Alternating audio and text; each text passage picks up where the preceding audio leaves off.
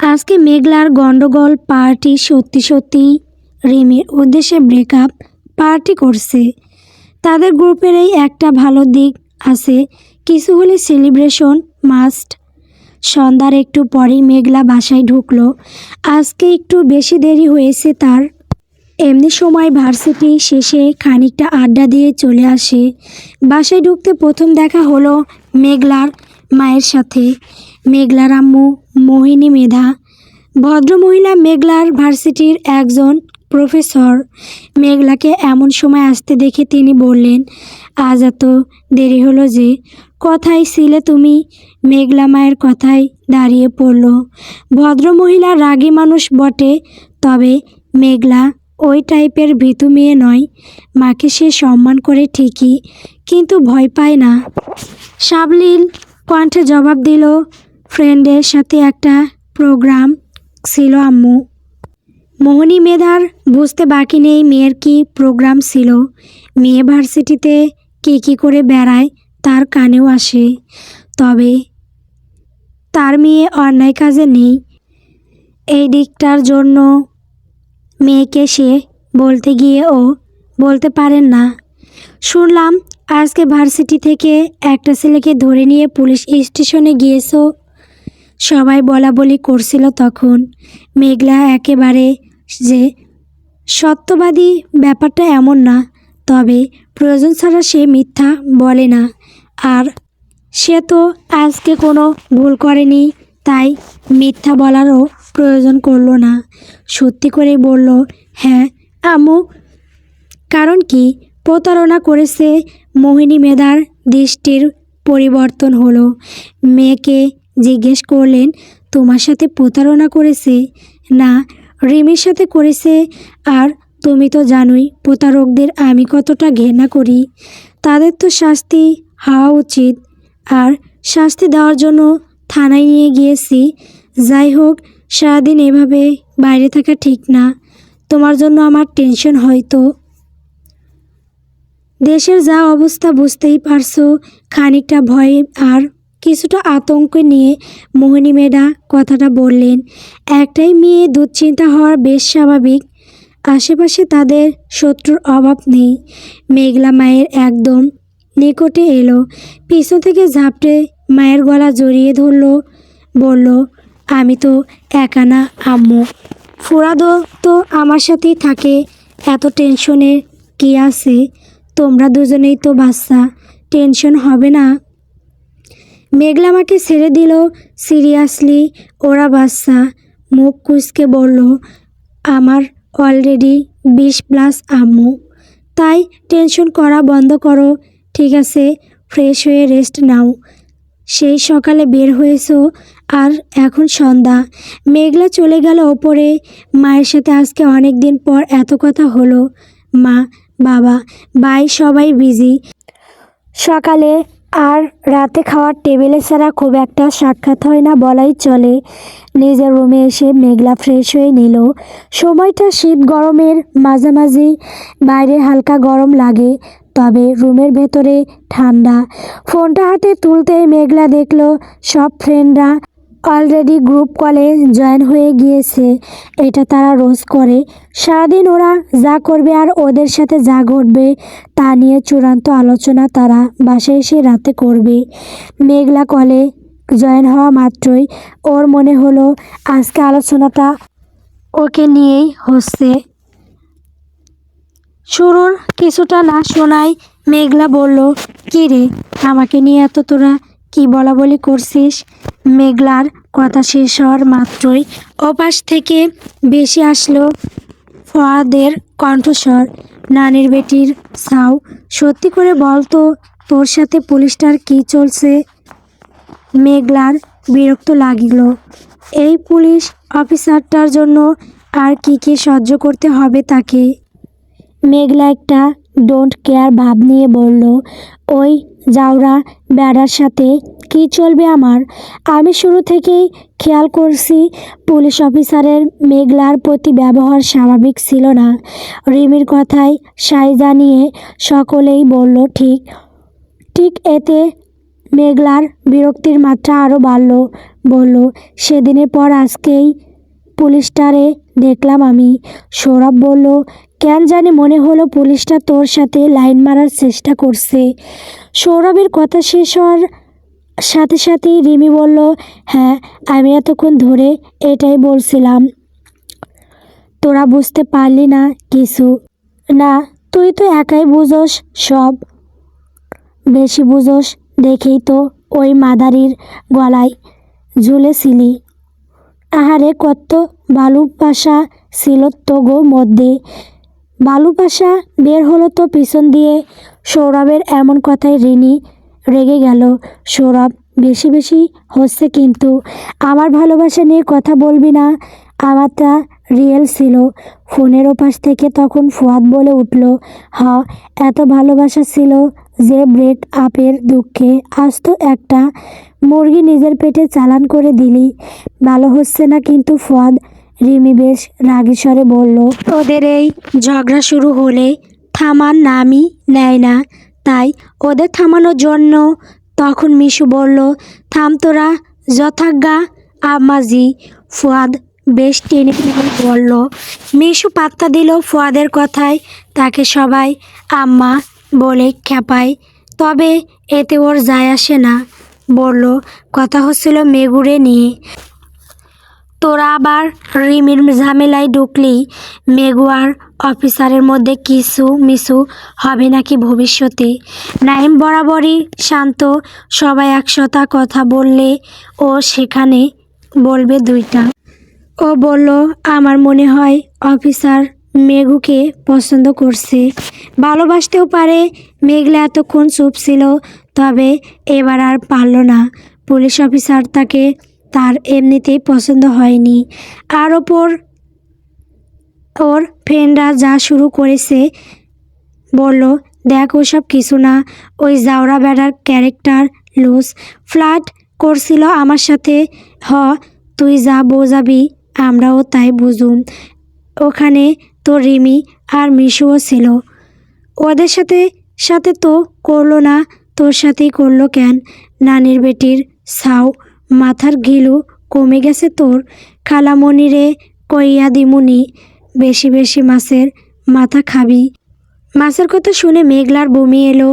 মা সে দুই চোখে দেখতে পারে না। বলল, ক্ষমা ভাই, ক্ষমা। তোরাই ঠিক, আমি ভুল। এই তো লাইনে আইসো মাতারি। ঠিক আছে, অফিসার আর মেগুরে নিয়ে আমরা কালকে গবেষণা করব। এখন পড়তে বস, অ্যাসাইনমেন্ট জমা দিতে হবে আবার। মিশু এই কথায় আর কেউ নাক না কুচকালে ও ফুয়াদ ঠিকই কুচকালো।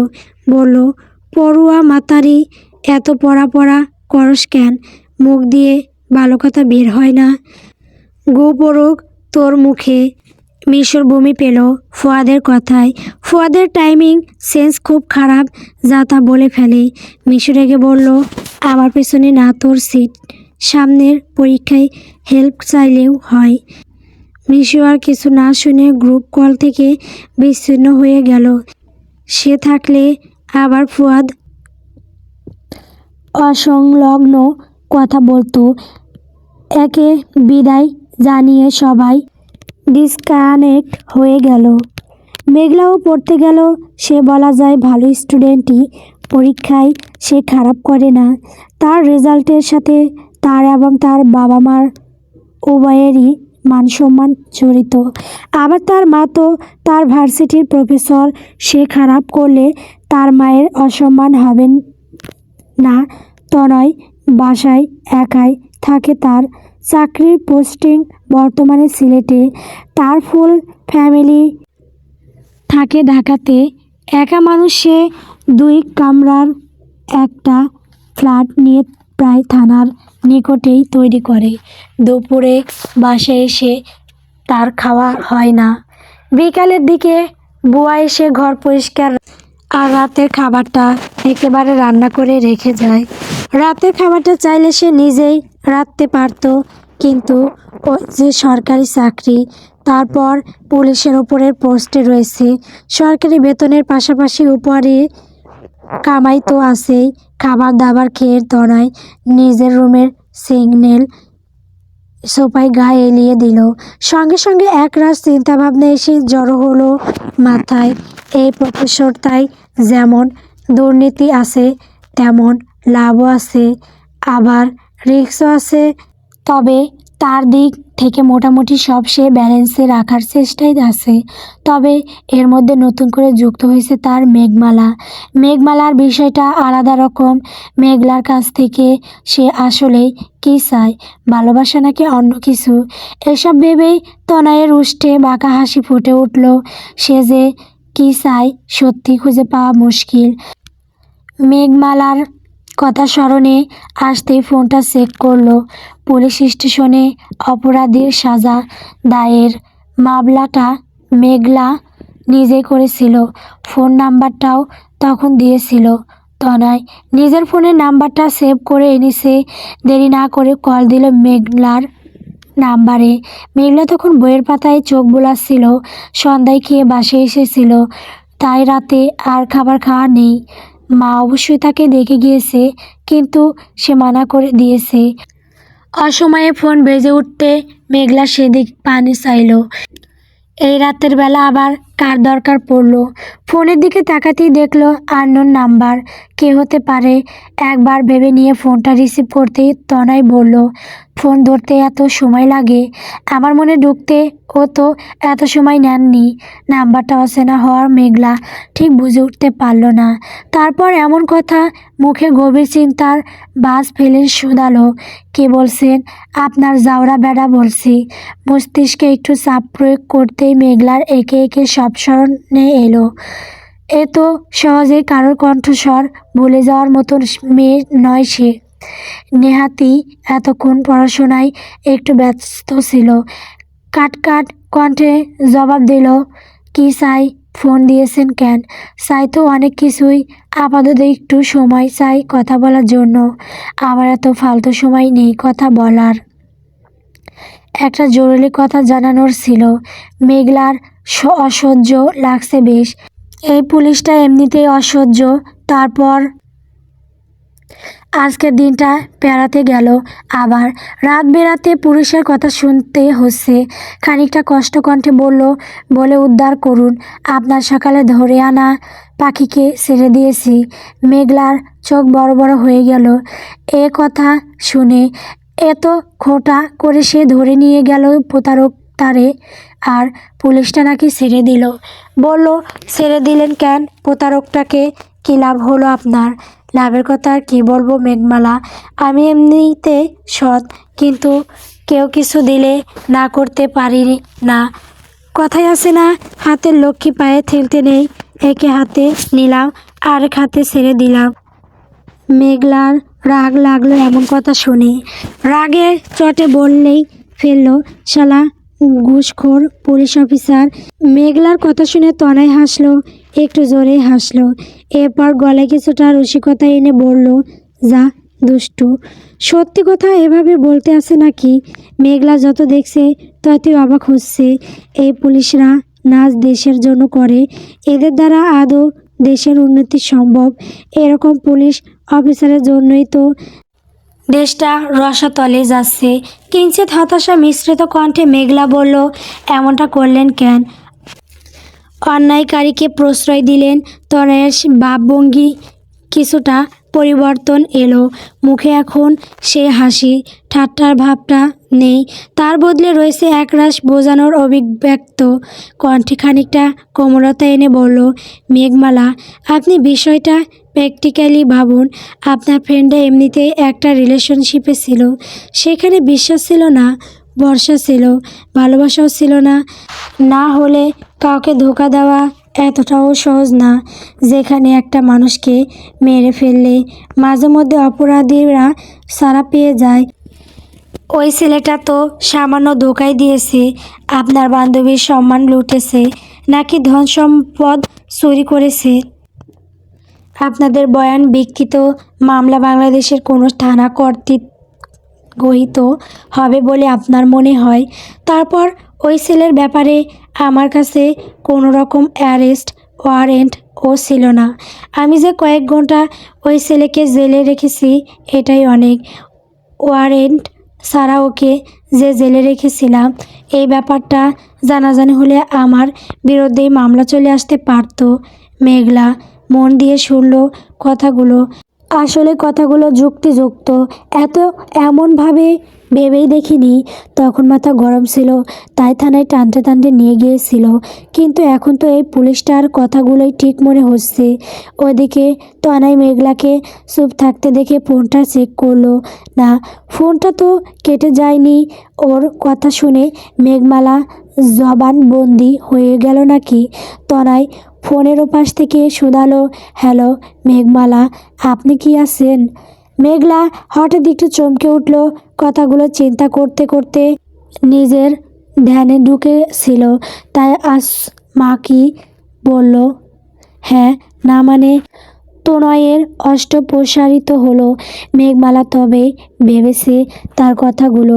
তনয়ের কণ্ঠটা যেন হঠাৎ করেই আবার বদলে গেল।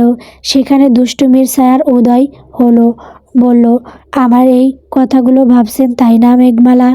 আমাকে নিয়ে এইভাবে ভাববেন, বেশি বেশি ভাববেন, তাহলেই না ইন্টারেস্ট বাড়বে। ইন্টারেস্ট দিয়ে আমি কি করব? ইন্টারেস্ট বাড়লে তবেই না ফিলিংস আসবে। তনয়ের কথায় মেঘলা অপাশ থেকে ব্রুকুসকে জবাব দিল, কিসের ফিলিংস? প্রেমের ফিলিংস। কার প্রতি প্রেম? কেন আমার এএসপি তাইজিন তনয় খানের প্রতি প্রেমের ফিলিংস আসবে আপনার? মেঘলার চোয়াল হালকা শক্ত হলো। আবার কি শুরু করলো এই অফিসার? দাঁতে দাঁত চেপে জবাব দিল, এমন ঘুষখোর জাউরা পুলিশের প্রতি মেঘলা নওশাদের প্রেমের ফিলিংস কসমন কালে আসবে না। তনয় হাসলো একটু জোরেই। সে হাসির শব্দ মেঘলাও শুনতে পেল না। গা জ্বলে উঠল তার। রাগী কণ্ঠে বলল, হাসছেন কেন? তনয় হাসি মুখেই বলল, আপনার মুখে গালিগুলো কি সুইট লাগছে মেঘমালা? মনে তো চাচ্ছে। বলেই থেমে গেল তনয়। মেঘলা প্রশ্ন করলো, কি মনে চাচ্ছে? বলবো না, আমার লজ্জা লাগে। মেঘলা দীর্ঘশ্বাস ফেলল, বলল, ঘুষখোরদের লজ্জা আছে বলে আমার জানা ছিল না। আপনি তো অনেক কিছুই জানেন না মেঘমালা। যাই হোক, আমার প্রতি আপনার প্রেম আসবেই বাজি। মেঘলা ফোনের ওপাশে মুখ ভাঙালো। সে নাকি প্রেমে পড়বে, তা আবার এই শয়তান পুলিশটার বলল জীবনে ও না, তাহলে বাজি ধরুন। মেঘলা কিছু বলল না। তাই তনয় বলল, আমার প্রেমে পড়ে যা ভয় পাচ্ছেন, হেরে যাবেন বাজিতে, তাই তো ধরতে চাচ্ছেন না। তনয়ের এই কথাটা মেঘলাকে উস্কে দিল। ইগো হার্ড হলো তার। বলল, মেঘলা নৌশাদ হেরে যাওয়ার পাত্রী নয়, বাজি অ্যাকসেপ্ট করলাম। মেঘলার এই কথায় তনয়ের ওষ্ঠে বাঁকা হাসি ফুটে উঠল।